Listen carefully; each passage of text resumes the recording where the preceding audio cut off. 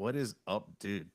Good to see you, man. Good to finally be on the pod. I've seen it pop up on the TikTok here and there and some good stuff. And I mean, you have my two favorite genres of music in your title. So I was like, this is perfect. Yeah. And you know what's funny? We have a connection that goes back 10 years. All right, It, I'm ready for this. yeah. Okay. So I used to like manage a band, and then, the typical story before I knew who George Strait, George Jones, and Merle Haggard, I knew your name.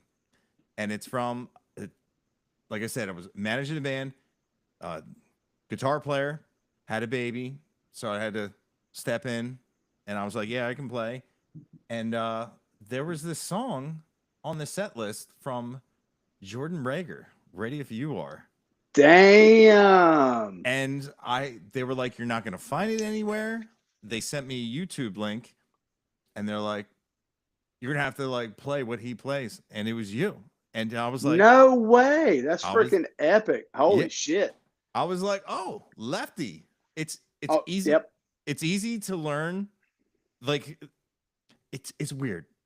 I'm a left-handed everything but guitar and writing, but for some reason my mind just like melts when I see a left-handed guitar player, but it's so easy to learn off of. But it's just like this great YouTube video that they sent me, and they're like, we want you to play this.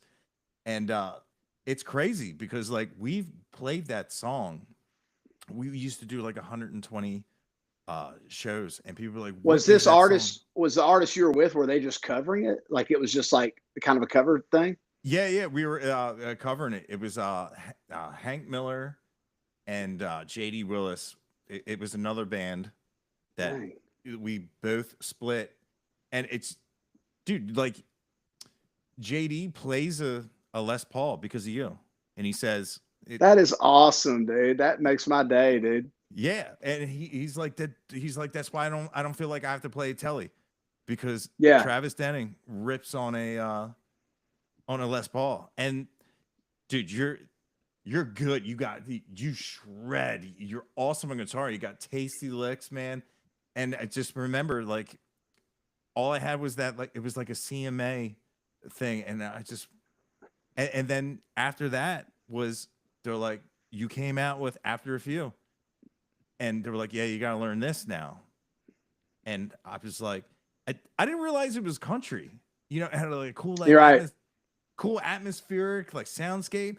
And like the Michael Anthony, like Van Halen, boom, Yeah. boom, boom, boom, boom. Yeah. Just freaking eighth notes. And yeah. And it's like, I always called it like a dark disco song, like, cause it has a little, it has I mean, it has a lot of pop sensibility to it, especially like in the melody, but yeah, it's just 80s guitar and the lick is kind of 80s and stuff.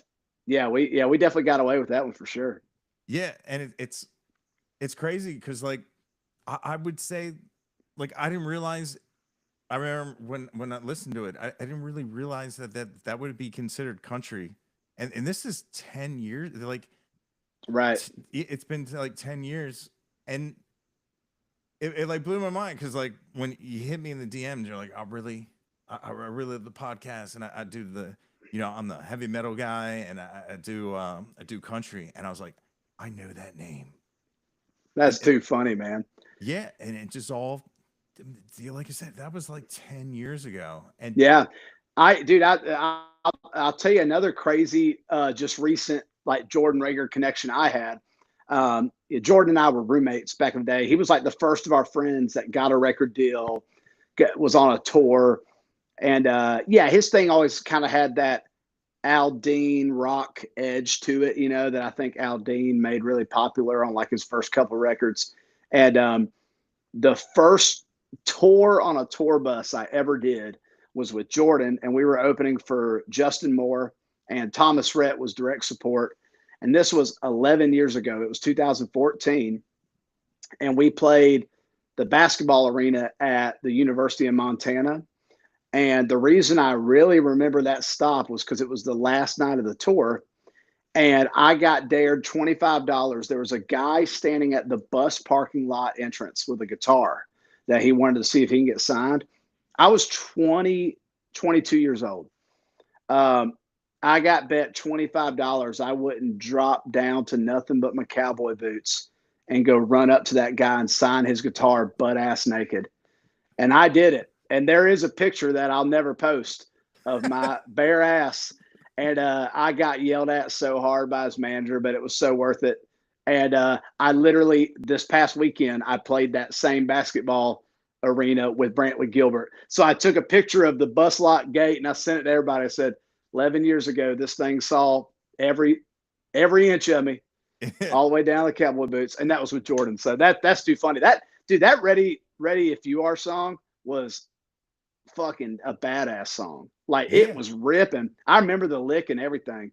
That song was dope. I hate it never really came out. I don't know if it ever got released. Dude, it didn't, because I was like, how can I find this song? They're like, it's on YouTube. It's never.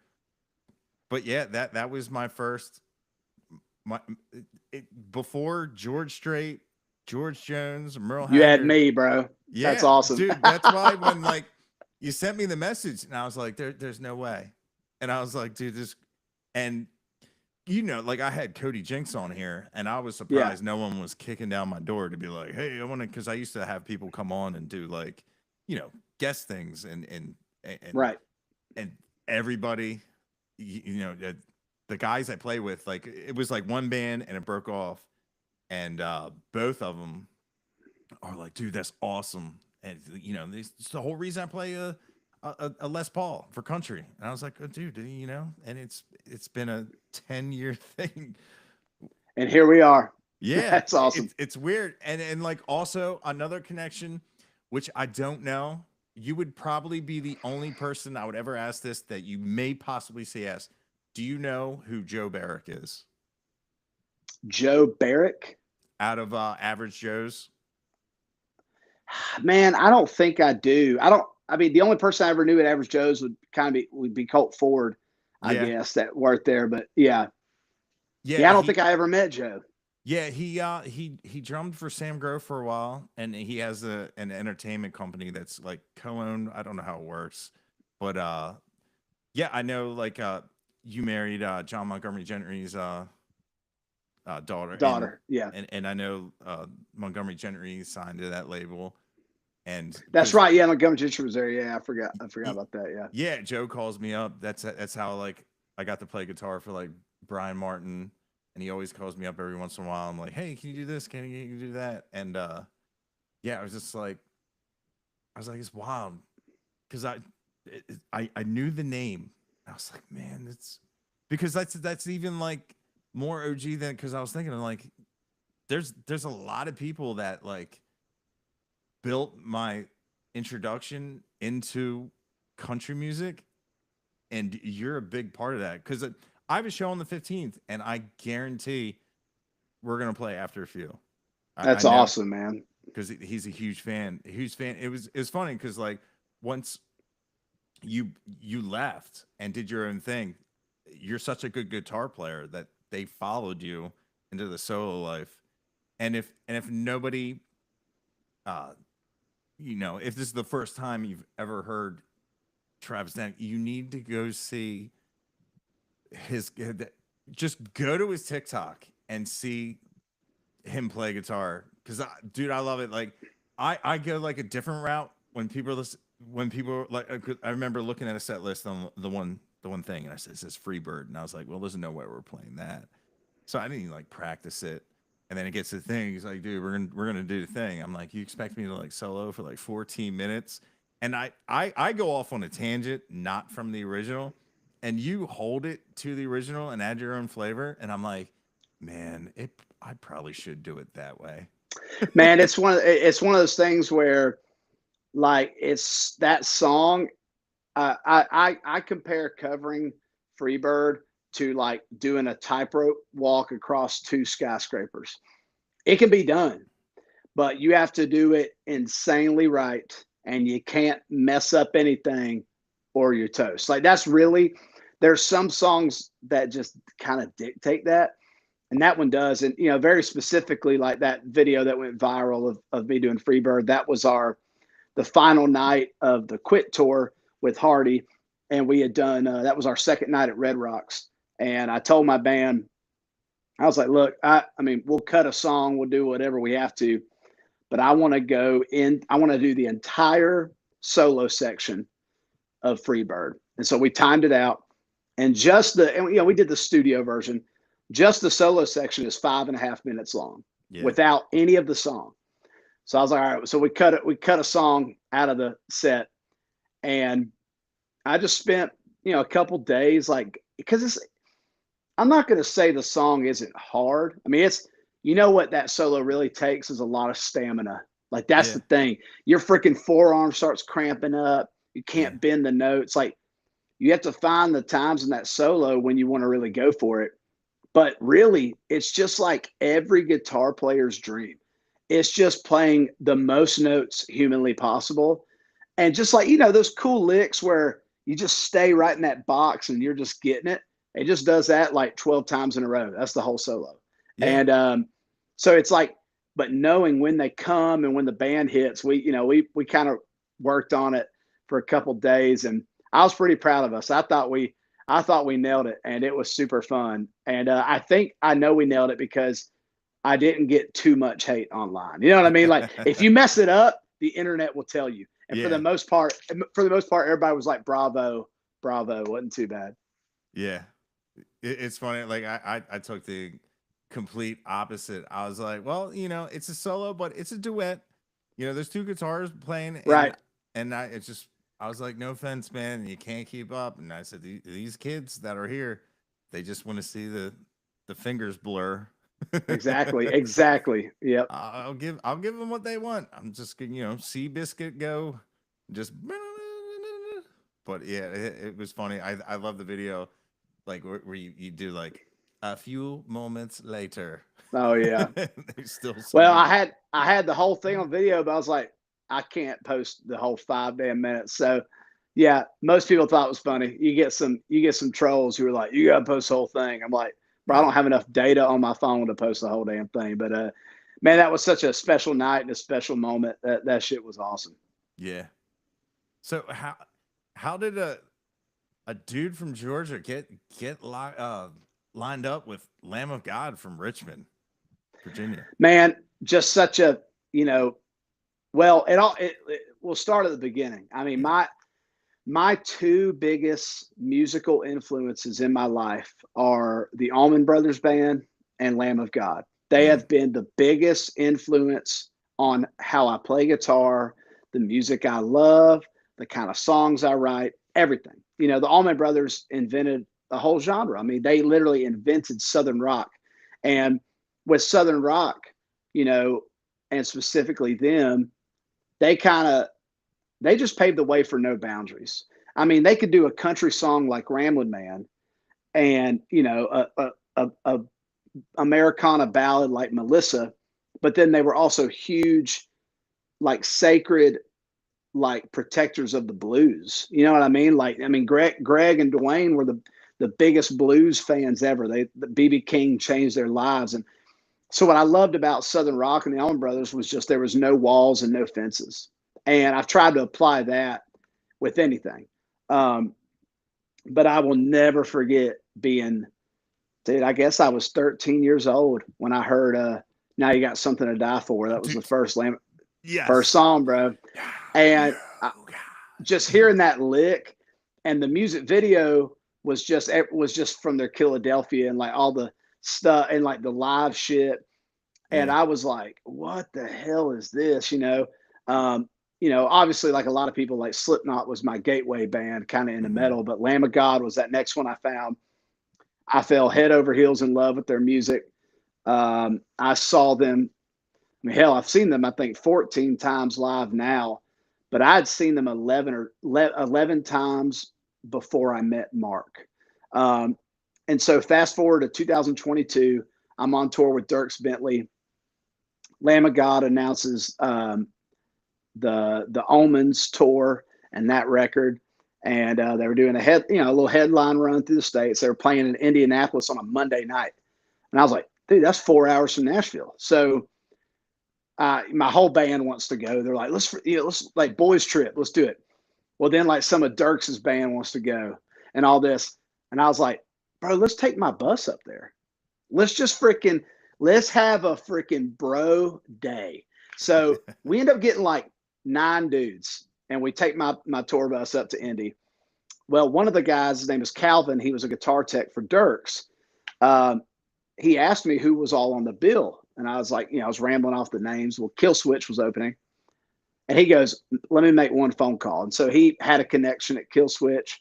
We get tickets, we get passes, the whole 9 yards. So we see the show, all that. I had no expectation of where the night would lead. We get done playing, and Calvin's like, "Yo, my guy said, come back, have a beer, all that." So we go backstage, um, meet the Kill Switch guys, talking to them a little bit. Suicide Silence was on the show as well. And I'm talking to Eddie, and, everybody's kind of like, so like, who you guys know? Like, and so they finally, they're like, I tell them, hey, we're just country music guys, and we just love metal. And we brought my bus up, and they were just like mind blown that like I took a tour bus up just to go like see them play. And Eddie, I'll never forget. You want to talk about a small world?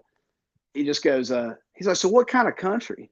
I was like, pretty mainstream. I was like, like Nashville radio, kind of rock and all that. And he goes, you know a guy named John Langston? John Langston is one of my oldest friends in my life. And I just go like, it just blows my mind. And so John Langston's drummer, Pablo, came from the metal world, and that was the connection there. But it was just one of the small world things. I end up talking to Art Cruz, and we're talking and all that stuff. And I felt pretty comfortable talking to Art because he's a new member. Like he loves Lamb of God just as much as anybody. He's just like, he won the lottery and he's in the band. So we're talking, and I tell him, I said, bro, I was like, this was such a special night. I was like, I play guitar the way I do because of Dwayne Allman and Mark Morton. And he goes, hold on one second. And he just disappears. And I later found out he went and pulled Mark off of the bus out of his bunk. And so I meet Mark, and dude, it was like, it's hard to even explain. It felt like reconnecting with somebody I'd known my whole life. And I really mean that. We talked for 30 or 45 minutes. We exchanged numbers. We texted that night, talked about NASCAR and guitars and shit. And he called me, I would say probably 2 months later. And he goes, yo, he's like, I'm about to start working on this next project, and I want it to be a little bit more rootsy, Southern rock leaning, like Black Crows and all this stuff. He's like, Charlie Daniels. He's like, and I'm going to come to Nashville for a week, and I'd love to write with you if you'd be into it, and I'm like, fuck yeah. I mean, just like, absolutely. And so that was the first session of Rights we did. And that was January of 2023. We wrote the song Home, which is on the record, and I'm singing that. And I think that he also wrote with Jaron Johnston that week, and they wrote To Hell and Back. I remember him playing me that demo. I was like, this is a banger of a song. And yeah, man, I mean, we've just, since then, I mean, me and my wife went to his and Brittany's wedding, and I mean, he truly has become one of my best friends. I mean, I talk to him all the time, and we obviously wrote the song with Jinx, which that was just such a cool, fun day. And I actually got to co-produce it, which was a lot of fun with Josh Wilbur.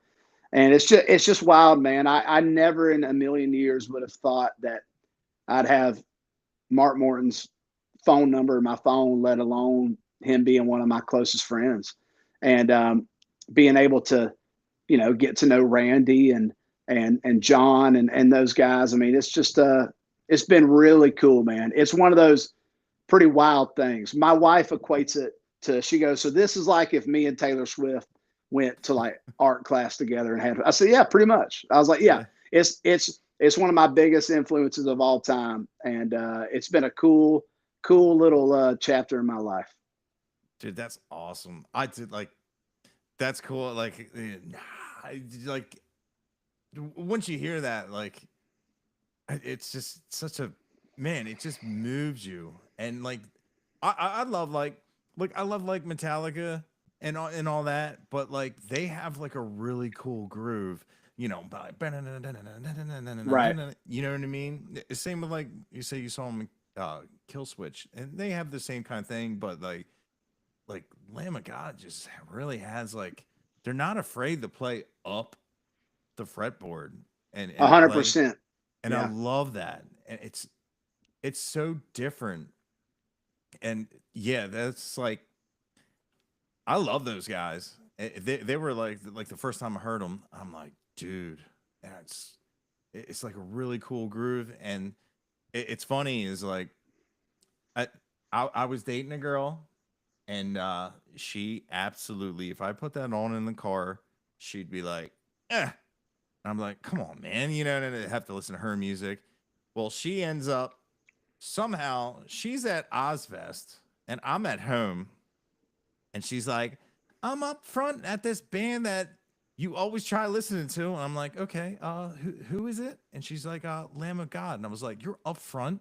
Like how close up front? Because you know, they call that the wall of death. You know, like Yeah. I'm like, and next thing you know, like she comes home, she's got like bruises all over her. But she's like, man, they're really good. She's like, the guy with the camo shorts is really good on guitar. I'm like, I know, you Yeah. know, and you know, and the other guy's really good. I'm like, I know. I've been trying to tell you that they're awesome. And she was like, I had a great time. She was like, man, the energy, blah blah blah. She's like, yeah, the people were freaking out. And I kind of got like tossed around, and I was like, dude, finally, thank God, you know, you seen the light. And I Right. remember, you know, we would share like, you know, you got a song, here's my song, and I put it in, and you know, she's like, you know, put on like redneck, and she's like, Yeah. nope. I was like, really? This is the band? And she's like, no. I'm like, ah. Oh. I was like, Well, my well, I finally took I took my wife to see Lamb of God on the second leg of the Pantera mm, thing, and they came to Nashville, and as soon as they announced it, like I told my wife, I was like, you have to go, and she was like, oh yeah, she's like, I'd love to, and so we went, and that was so cool because yeah, same thing. Like my wife is not, she ain't gonna listen to metal, but she has mad respect for it, and yeah. she adores Mark and Brittany, you know, and so we go to the show, and she's freaking into it, and we got done, and literally that the number one thing she said was she was like, she just goes, Randy is an entertainer.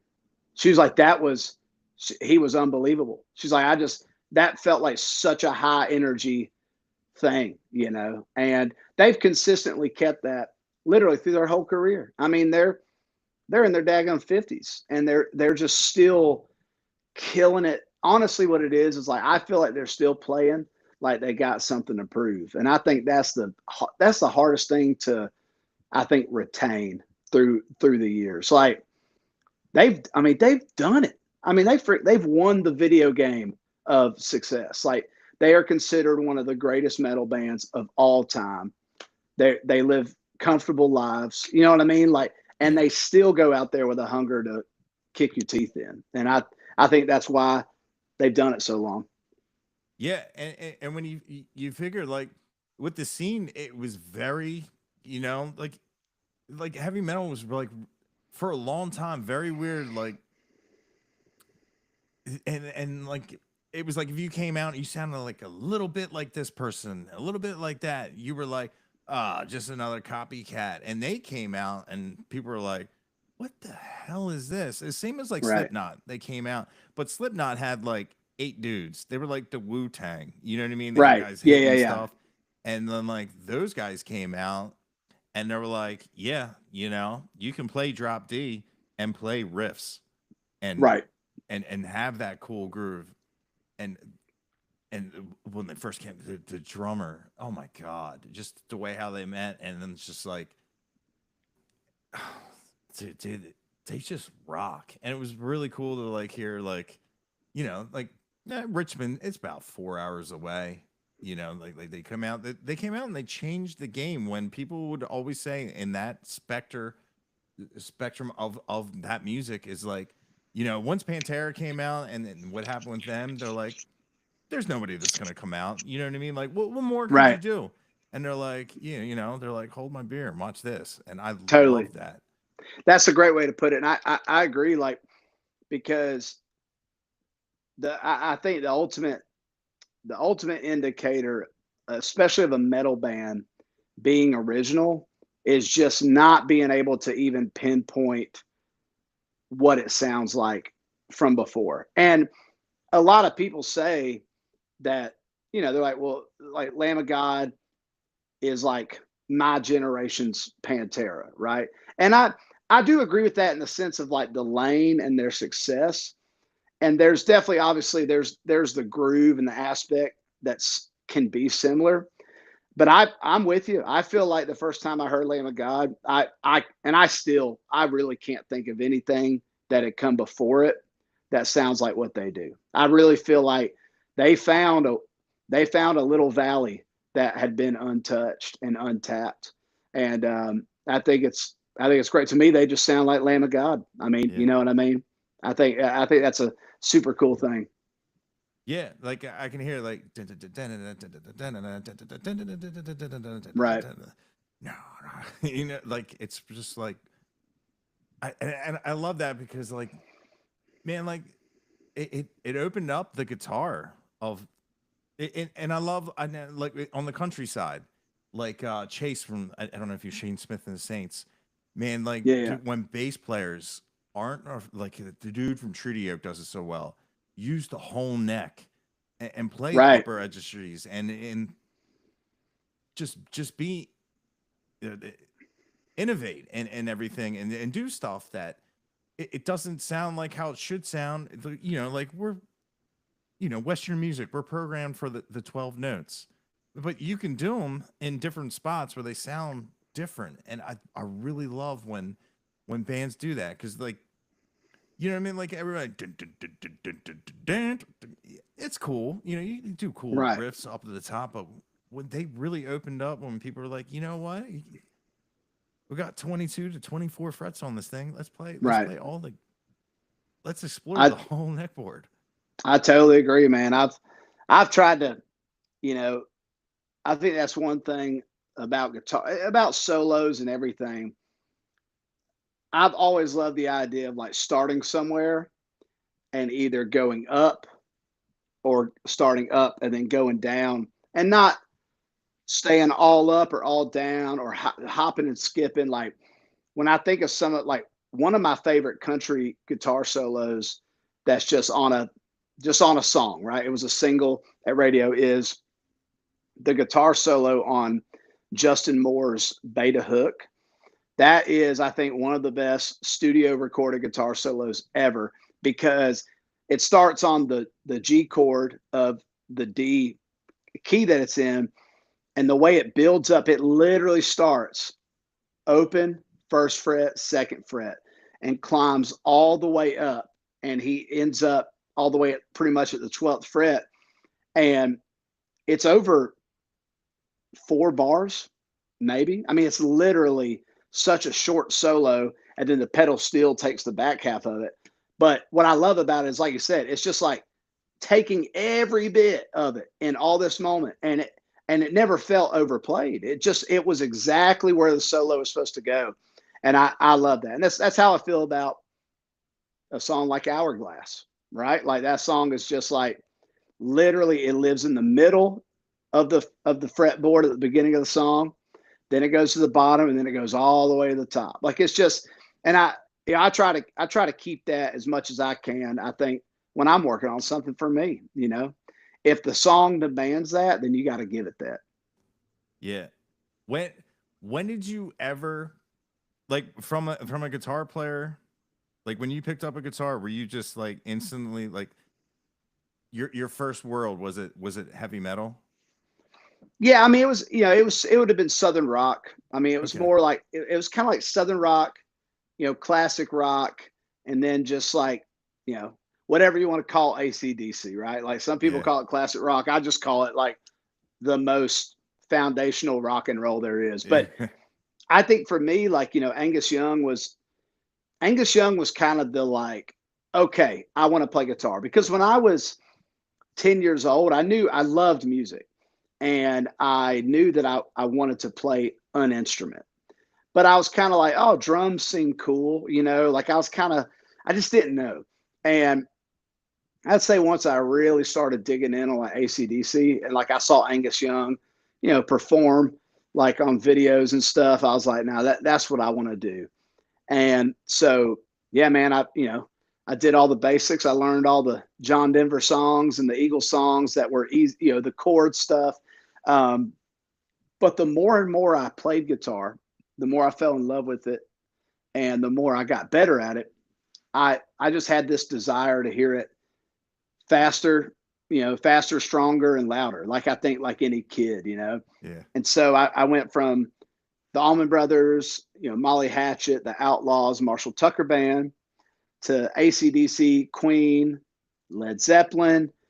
And then the next step was like Metallica, Slayer, Pantera. And it just kind of kept doing that. Like the older I got. And then, I find Slipknot. I'm like, holy shit, this is awesome.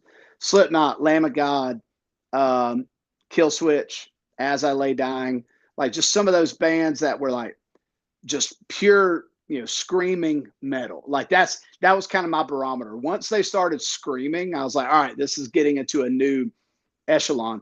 And dude, I would say from the ages of 12 to about 15, it was just heavy, heavy, heavy, heavy. And it just kept getting heavier and all that. And then just one day, I was living in Utah at the time. I'm born and raised in Georgia, but for 5 years I lived in Utah. My parents' jobs took me out there. We moved back, and that summer I reconnected with my childhood best friend, and he goes, "Oh, have you heard of John Mayer?" And I was like, "I've heard the name, but I don't know anything about him." And he played me Slow Dancing in a Burning Room, and it was literally like, pause on all the metal. Holy shit, what is this? Yeah. And so I went John Mayer, and then I worked backwards, right? I was like, oh yeah, like I never really listened to that Stevie Ray Vaughan guy that my dad used to listen to. Holy shit. And then I went Jimi Hendrix, and then I went BB King. And then it's like I went backwards to all that instead of the way I went to metal. And by the time I was like 16, I had a really good balance, I think, of as a guitar player of what I really loved. And ultimately, dude, it always comes back to the Allman Brothers. I just went, well, shit, they do kind of all of it. I was like, they've got rock solos, blues solos, and then they have country songs and all this stuff. And really, country music came into play when I started writing my own songs. I started to really connect to the craft of the country song.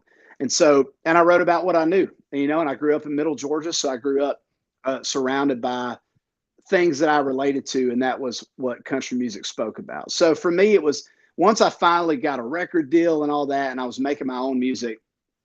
Yeah, I think like anybody, I kind of took those three things, right? I took the metal and the energy and the intensity, and I tried to apply that to my live shows and songs like After a Few, Call It Country, like those songs. I've tried to shove as much Pantera into that as I can.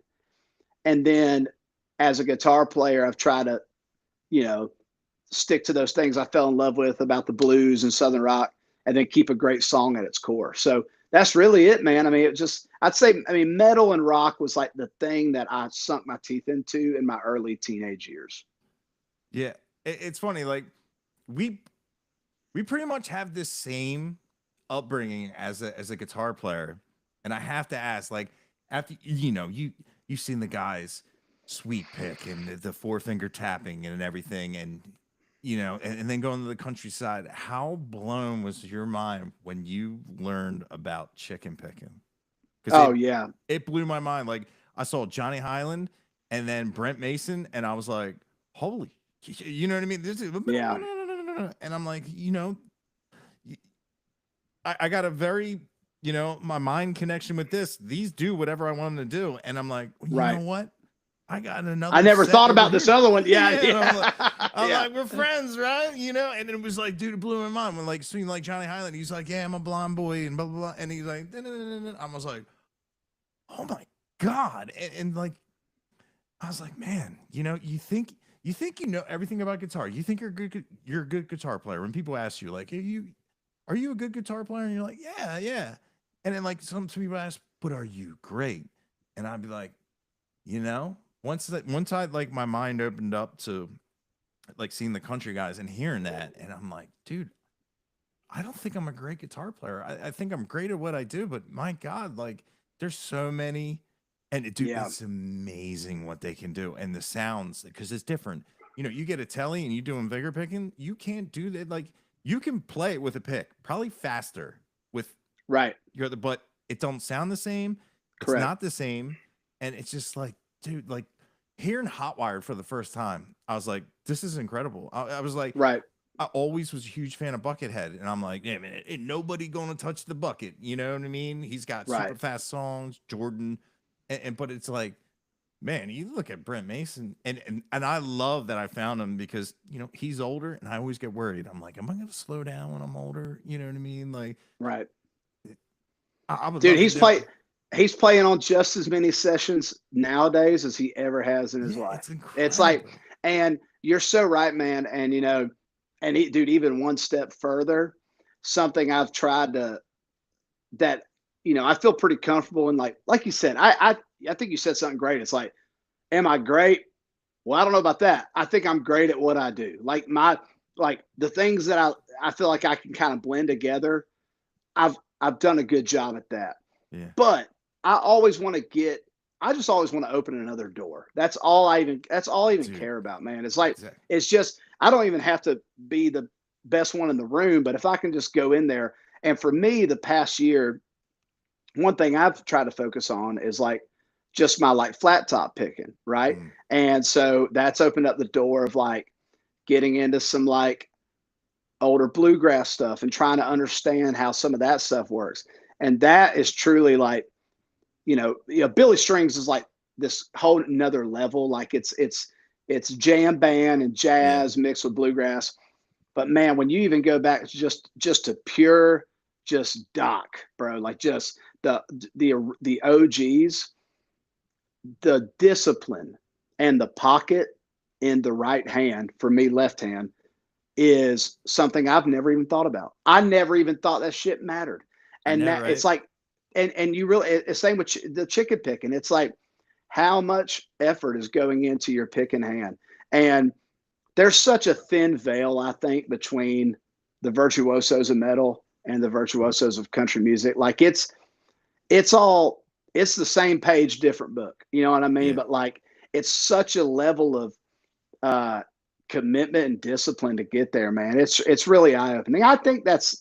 I've always said I think the guitar is like it's the handshake between the two genres yeah, because my front of house guy is a metal dude. He's got a kick ass band called Deathless. Like they're shades of Black Dahlia Murder. Like and he's a stud, absolute shredder. And me and him always just talk about we talk about Jeff Loomis and then we talk about Jerry Reed and we talk about Chet Atkins and we talk about, Mark Morton, you know what I mean? Just like yeah. we just talk about those, like, and I think that's a great thing that people can kind of agree on with both genres is the talent on the six strings. Yeah, dude, absolutely. And I've seen you tuck the pick into your hand and get at it. Yep. And I'm like, there it is, you know? Bro, if I think about, I've had people ask me, they're like, how do you do that? I'm like, I don't know. Yeah, I was like, and I don't, if I think about it, I'll drop the pick. yeah, I don't even know where it goes. It's like, but I'd love that you saw that because I, I saw a video the other day of someone posted and I noticed I did it. And I'm like, damn, I'm like, all right, shit. I made it look like I did that on purpose. yeah. It's just so wild, man. It's such a journey. Like I don't even feel like I'm a third of the way into my guitar playing, and I've been playing guitar for 20 years. Yeah, dude, It's like I I love feel it. every day I find something new. Yeah. Dude, it's incredible. It's funny because like I watch it because sometimes I'll just carry a pick because if when you're playing you don't notice it, but when you are just like walking around just finding ways to find it, it hurts. Especially if you use a Yeah. 9 point pick that you're like, But when you're in the moment, but yeah, like I was like, hell yeah. I was like, dude, especially like you're holding it like Calypso Dover, Eric Johnson. Yeah. It's Yeah. and that's definitely like because I love it because like when you see your earlier stuff, like and I hope people realize like you're a bad dude on that guitar, and I love it, and you've great I phrasing appreciate it, man. I really and appreciate it. everything, and like you get to the point where like you're like okay. I can do this, and you know, like I could play with anybody. I could do anything. Just tell me the key. Tell me the key. And then it's like you watch something, and you're like, oh my god, it's an entire, and you become obsessed with it. And I love Right. that. It just Yep. never ends, and it's just man, and it's funny. It's like because like I'm to the point where like I'm like, man, this hand is doing what I want to do, and I can kind of play Hotwire now. And it's just like, well, maybe like Cliffs of Dover, you know, because you play that in a place, you're gonna find the people that love the guitar driven music. Like even if you just Right. play that, but there's only one way to play it. And I love how I saw that, and I was like, I'm like, man, I was like, I need to get on that game. I need to get on that Travis Denning, tuck that pick away, and he just do like, oh, it's right Hell back. yeah.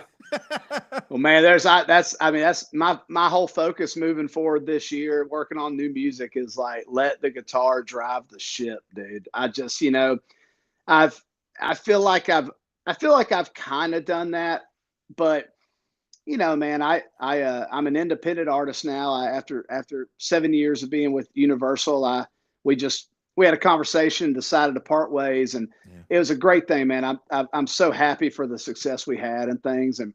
But now it's like I just can do whatever I want, and there's not a lot of pressure, or there's just no pressure to deliver like a hit or something that like can go through all the red tape and do all these things. And I'm so proud of my album I put out last year, but are there a couple songs on there that I cut hoping would maybe be a radio single? 100%. You know what I Right. mean? Would those songs have been recorded if I didn't have that pressure? I don't know. Maybe not, maybe. Um, but moving forward, it's like, man, I own the music I make, and I can just kind of like, I could just officially be extremely selfish with it. And I Dude, I think love that's that. just what I've been trying to, that's what I've been trying to do, man. It's just, that this first song that's coming out, I completely self-produced it, self-funded it, played everything on it, and it's crazy, man. I mean, it's a cool thing to say that I'm really proud of. Dude, it's so liberating. Like you don't have to make songs for somebody else that are gonna hit for somebody else. You can make songs that hit it for you. You know what I Right. mean? And that's like the whole thing. Like I've done with like a lot of the artists in the country world, like Cody Jinks, and it's like you answer to yourself, and it's a great thing because like on the marquee it says Travis Denning. It doesn't say music group this featuring. Right. Yeah. You know Yeah. what I Yeah. mean? And it's really cool because like being from a heavier side, like you'd be like, man, I want to put some bends and some slide guitar in there, put some wah, and Right. like really rock it up. And they'd be like, well, the formula says that you Yeah. should go into this and you should say this, and it's really cool. It- I just love just when like artists have their freedom because like and when people know that, you know what I mean, like Yeah. even like you said, like I never may not have cut that, but when you release something that's just truly you, and they go like, you know what, dude, I like this guy, and I think people would recognize like the one song, like we got to put one in that's just gonna like make you shine, and you're like, okay, Right. you get it, and Yeah. it's really cool when you hear that, and it's really cool to see like because it could be scary. It definitely could be scary Right. as an artist, and it's really cool. But like, you just going through your TikTok, you've played with, you know, names that people are just like, how, like you know what I mean? Yeah. Which obviously, like, you deserve to be up there because you like I said, you're a great musician, you have a great voice, and it's just like cool, like where you just you know what I mean, like to hear Travis Denning as Travis Denning. You know what I mean? Totally. Yeah, man. That's kind of, Yeah, you're totally right, man. And also it's like I'm a it's the same with guitar. Like, I mean, every day that goes by, I write a lot of songs. I've been very fortunate to have songs recorded by other people, and some cool things. And every day I write, man, I find something new about myself that I like, or I find something new about myself I didn't know I could do. And so I think it's just a constant um, evolution and addition to like what I want to do. And like it's cool to me. I feel like every single new piece of music that comes out is just constantly one step further to be in the whole picture of what I want to do and stuff. And so it's really cool. I'm just really pumped for just this next chapter because, man, if it's successful, then hell yeah. And if it ain't successful, I'm asleep the same damn way I did before. I just like, because it's all me. It's Mm-hmm. I'm hedging my bets and my money on it. And if it's great. It's a great feeling. I got nobody to blame but me. If it don't work, or I wouldn't. It's just like you said. I made this music for me, and I'm going to make it for me. And I know there's an audience out there that'll relate and dig it. And man, I hope they dig the shit out of it. Yeah, dude, like someone that can rip on guitar like that and have story songs, sign me up, man. You know what I mean? Like what it with like Marcus King, the dude can just Totally. tear a guitar, and he can also, you know what I mean? He can also tear your heart down and be like, damn. Absolutely, yeah. And He's I mean he's an absolute animal, dude. Just such a great guitar player.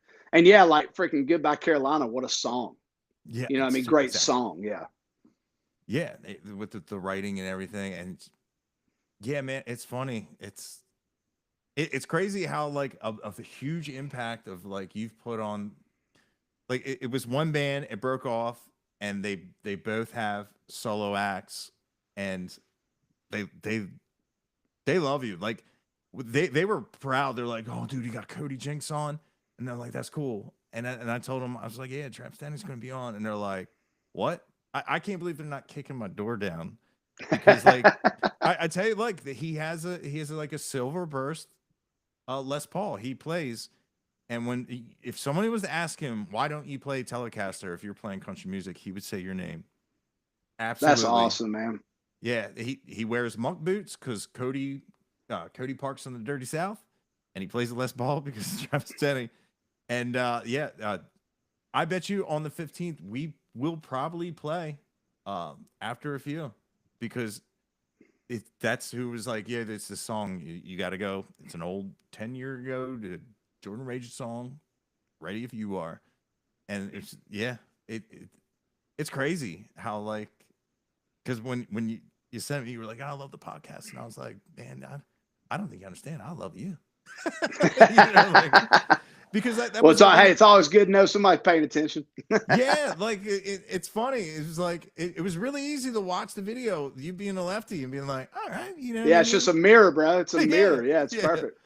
It's funny, like I said, for some reason, man, when you watch like a right-handed guitar player, do you just be like, that ain't right? Man, I unfortunately I'm at the point now where if I see a lefty, I'm like, that doesn't look right. Oh, because everybody's right-handed. I It's know.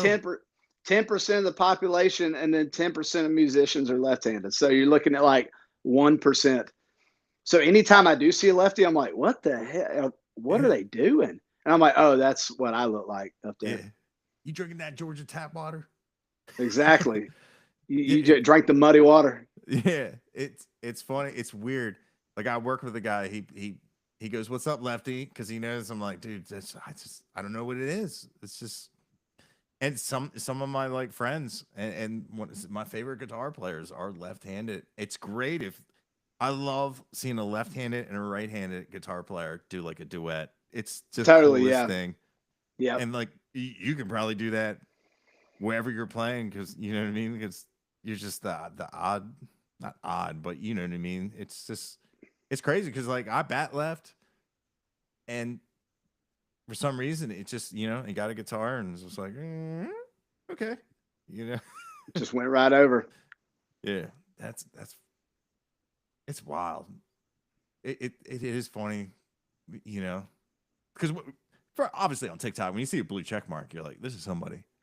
And I saw a name, I was like, no way, man. I said, he's never gonna believe, for the last 10 years, I've, I've been playing his music. I've been emulating you, playing those leads and everything. And then, like when I first, like after a few, like I was like, I didn't realize that like that was like considered country because it has like cool like atmospheric, which I love. Like I love like the Deftones, like cool, Yeah. just like the mix, just like ethereal, just like a real softness to it. And I always loved like Michael Anthony, like bum bum bum bum bum bum bum, Yeah. where like the bass kind of like takes a percussive role from the drums, so the drums could do some, but still seems that bum bum bum bum bum bum bum bum.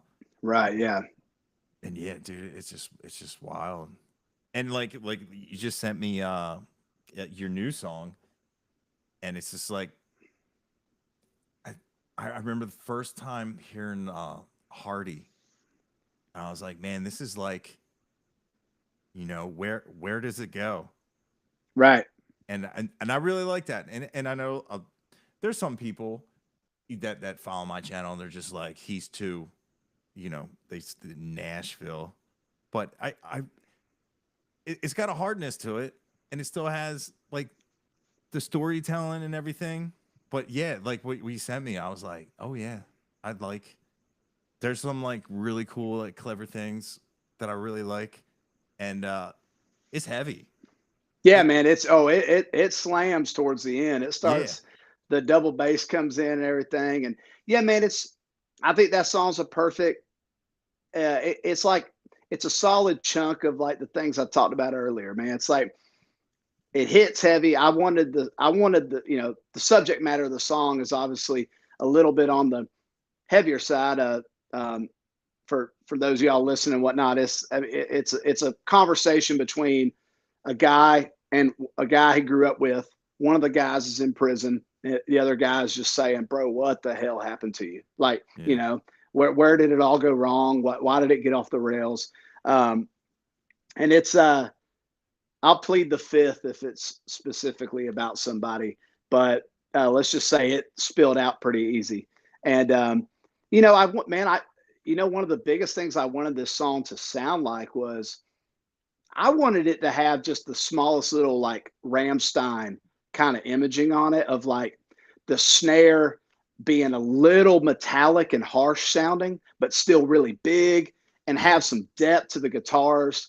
Um, I mean, those guitars are just a 50-watt plexi turned all the fucking way up. You know what I yeah, mean? Like, and but it draws you in with the acoustic and the banjo, and like all those things kind of layered.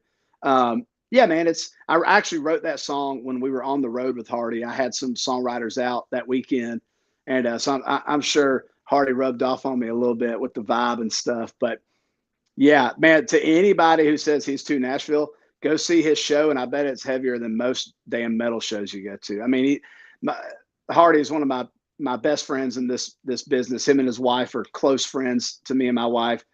I think he's a first ballot Hall of Fame songwriter. I think he's I think he truly, of his generation, of our generation, we're, similar age, he has brought something to the table that nobody else has. He just, he moved to town and had a vision. I think that's the best way to put it. He just had a vision of how he wanted to write and the things he wanted to say. And it really reminds me of Craig Wiseman, and the way that Craig Wiseman wrote songs and detailed them and told his story. It was kind of like it had never been done before. You got songs like Summertime by Kenny Chesney. One of the greatest lines in a song ever, a Yoo-hoo bottle in the floorboard. Who the hell writes a song about the chocolate milk drink? You know what I mean? But it's so perfect in the chorus, and it flies by so fast, and it's just this image that, like, those are the things that I go like, that's Craig Wiseman. That's the genius of Yoo-hoo, bottle rolling in the floor. But it also makes me go like, oh shit, I think I've lived that. You know what I mean? I remember being like 9 years old and like my sister's Yoo-hoo bottle rolling through the floorboard, and Hardy just, like Wait in the Truck, obviously just a massive hit for him. Like, Yeah. I mean, nobody else, anybody can talk shit. They can be like, well, it sounds like everything else. Well, you didn't write it and you didn't take it to number one.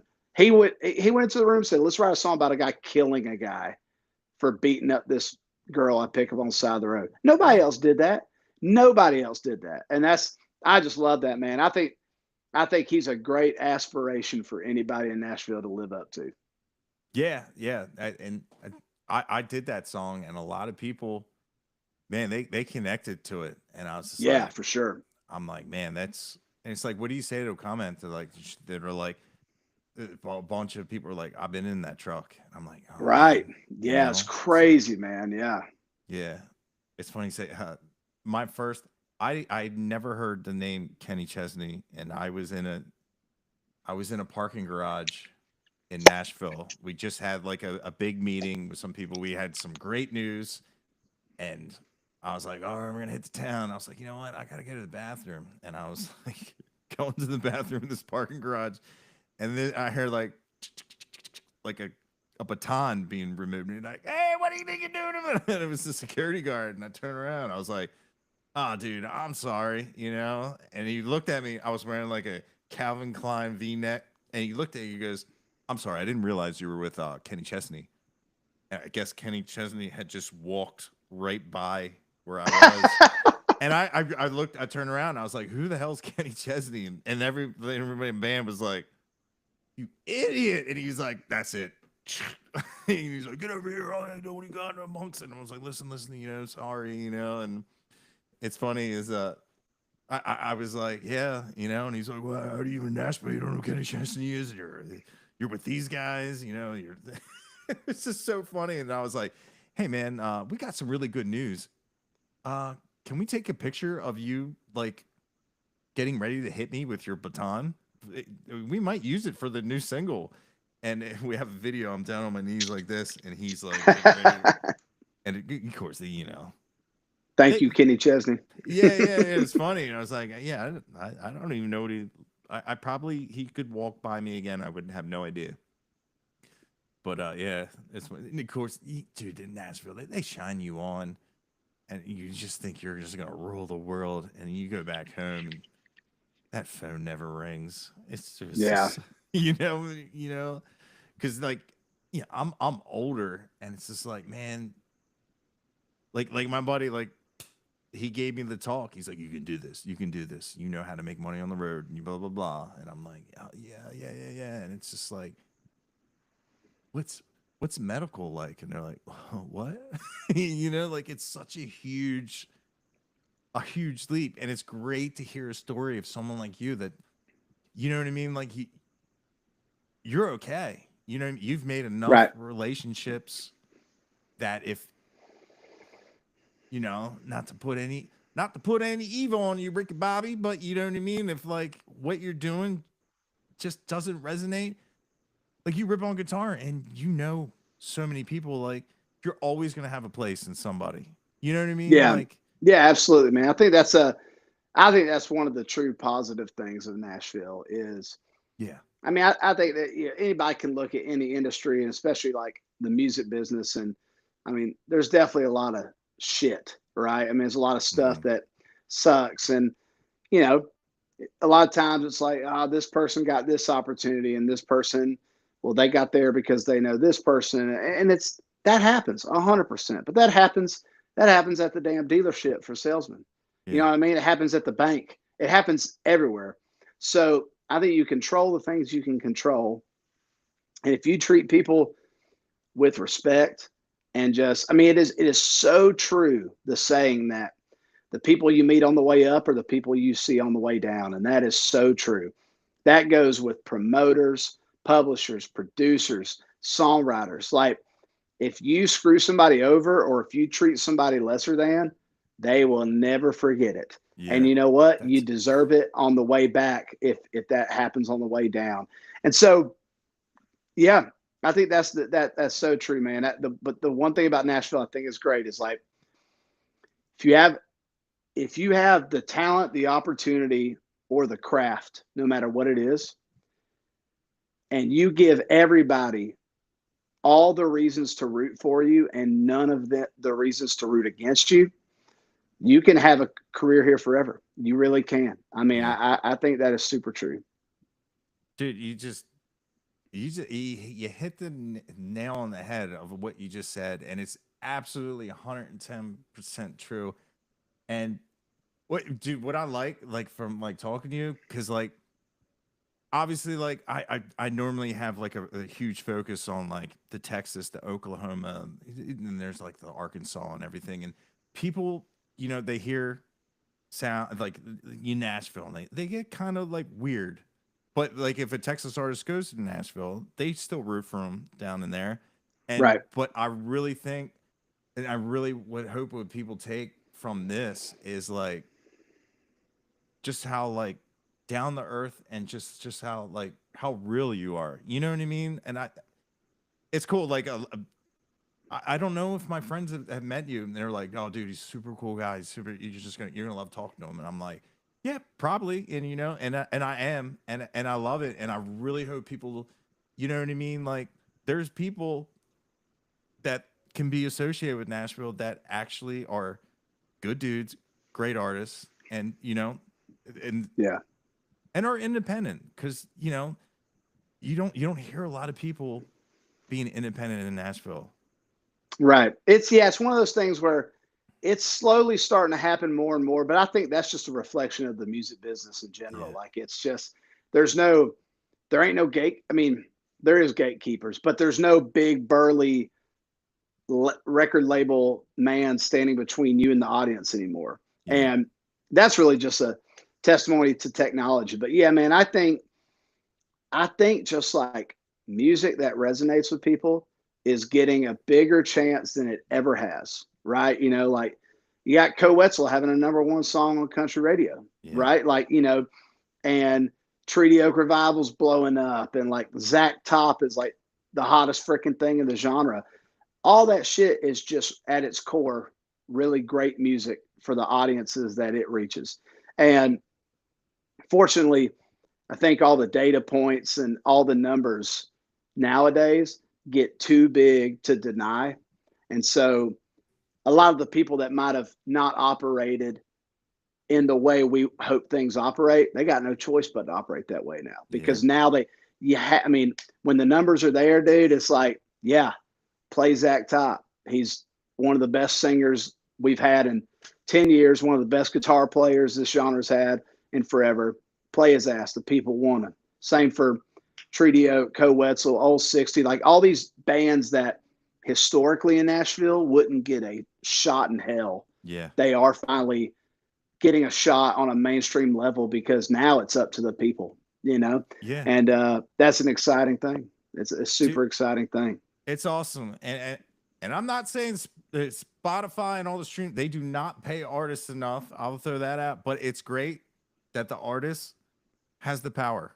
You know what I mean? 100%. You're so right. 100%. And now, like, man, if you can own a chunk of your master, which every artist should, because it's a streaming world now, it's like, man, you can have one song have a great moment, right? Whether it goes viral or whether it just connects and people stream it, and you can make legitimate money for the Yes. first time ever. And that's a beautiful thing, man. I mean, it's a beautiful thing. It's exciting for music. It's exciting for country music because now it just allows great music that connects to an audience to finally sustain the people who make it.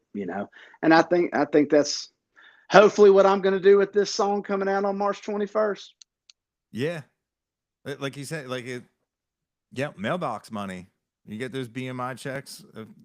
It's the drummer in my band. His first co-write went platinum, and it's his whole world is just like he used to build motorcycles, sell motorcycles. He's like, not anymore, man. And it's amazing that and he was beholden to nobody. He didn't owe anybody anything. He probably made more than the artist that was contracted for Right. something. And it's Yeah. it's cool because like you know, like all like the big bands in the 80s, you all hear like when they get successful and everything, they had to buy back their own music, their own catalog. Right. Yeah. Yeah. And, Absolutely. yeah, and re-release it. And now it's not that it's great for artists, especially when like you have billion-dollar companies, you know, giving you a quarter of a penny for a stream, but like and now the artists like they can put it out there and get like if you have a good song and it resonates with people, like you were saying, like the word of mouth of how social media works now, especially with like TikTok, like you do Yeah. videos, and if you set your TikTok up right to have it, you know, set up with whatever you stream, like it's amazing. I can hear after a few, and I hit the little bubble, add add to Apple Music. Right. It just goes right to my playlist, and I got it. And it's just like you remember. I don't know if you remember. Like I'm older, like flyering. That's exactly what it is. Like, Right. Totally. Yeah. hey, come to my show, come to my show. And now it's just like Right. it's you just sitting down and playing and be like, you just I like this song. This guy's good. Click, and like you're in my life. And it's like, Absolutely. Yeah. you know what I mean? It's not like where you need a label anymore. We're like, you know, this weekend, Travis did it Right. down. You know what I mean? Like the promo. Well, unfortunately, it puts another job in your lap of, you know, but Right. Yeah. Yeah. That's why I it's say that it being independent is cool, but you pick up about 9 more things you got to do, which yeah, that's part of it, man. You know, I had that conversation with Muscadine Bloodline, specifically Charlie, and he was like, "Don't get me wrong." He's like, "It's a grind." He's like, I mean, we are constantly, whether it's filming content, working on." He's like, it's a grind. You're now the head of the company, you know. But yeah. if you can, I think if anybody can find the things that work for them, then that's all that matters, man. Not only am I a fan of Travis Denning, I'm also the president. You know, Yeah, like exactly. you got Yeah, to think of like it's funny is like I remember like starting the channel and there was a lot of people that like you know they were like Monster Guy like super person super cool and then this next thing you know like and it's right. like man I will never be able to get to hang out with those guys again, which is a great thing, which I love to see. You know, like we were I went to Mile Zero. I got to it was weird, like not weird, but we got our picture taken together, and they're like, "Yeah, thanks, man." And I was like, "I want, can I get a copy too?" You know, like you guys are good. You guys, this is probably the last time we're ever gonna hang out, and we were at the same hotel, and they were always like, "Hey, man, any show, any this," and then I'm like, "Man, it's gonna be like, you know, it's a great thing when."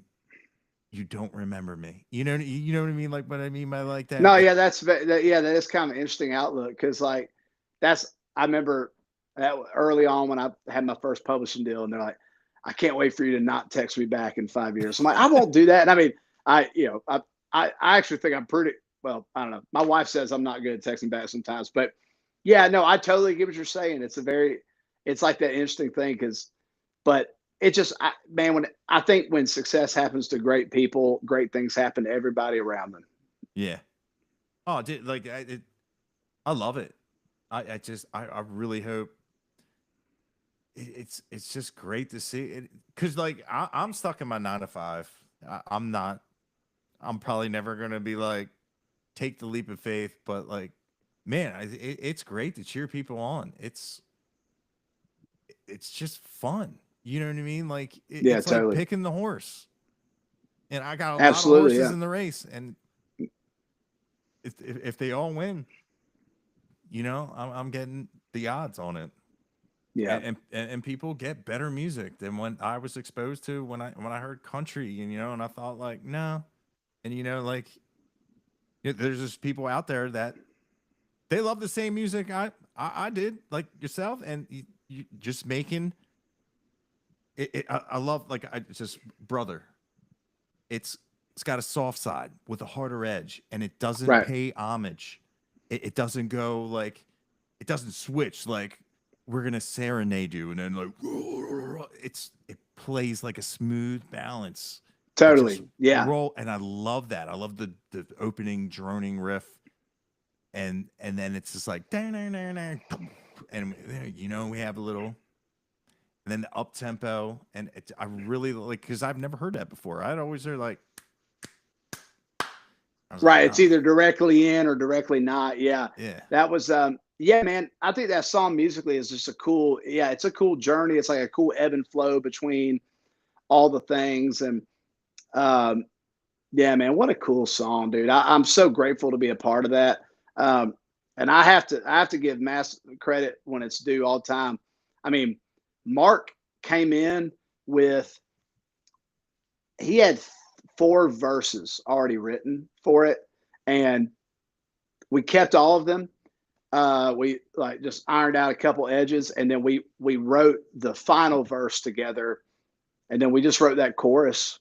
But like Mark pretty much had almost all those lyrics written already, and he's a great metal songwriter, but man, he's just a great songwriter. No yeah, genre put in front of it, and the song that there's 2 songs on the record I sing, dude. One of them sounds like Mumford and Sons could have sang it. It's like I mean, really, it's called Kite String, and it's a beautiful, freaking beautiful, just acoustic and electric guitar song, and it's super cool. It's been cool. I'll say one of the biggest realizations I've had in working with him and working on that project with him is really just how, for musicians and songwriters, I have always looked at music without a blanket of genre ever in my life. My mom always told me, she's like, there's only 2 kinds of music, just good and bad, and you get to decide what's what. And it is super cool meeting and getting to know a guitar player in a full-fledged, no doubt about it, metal band who, like, when I sent him Dirt Cheap by Cody Johnson, he was like, oh my God, this is an unbelievable song. Like, it just makes me happy to know that I think most musicians are like that. We just, yeah, no matter what it is, blues, metal, country, rock, rap, hip hop, EDM, when something is just good, I love it. I have respect for it. Like when I hear some shit and I go like, that is great, I love it. And I'm very thankful that there's people on all ends of the spectrum that I get to meet that feel that way. yeah. I hear you. I just I'm like I gotta go to the bathroom real quick. Dude, Is no, that cool? I actually got to run pretty soon. So this is Okay, honestly a perfect, great time to, dude. I really appreciate you having me on the podcast, man. dude. I love talking to you. Thank you, brother. I appreciate it. But yeah, man, dude. Thanks for jumping on. Absolutely, dude. Take it easy, bro. Yeah, man.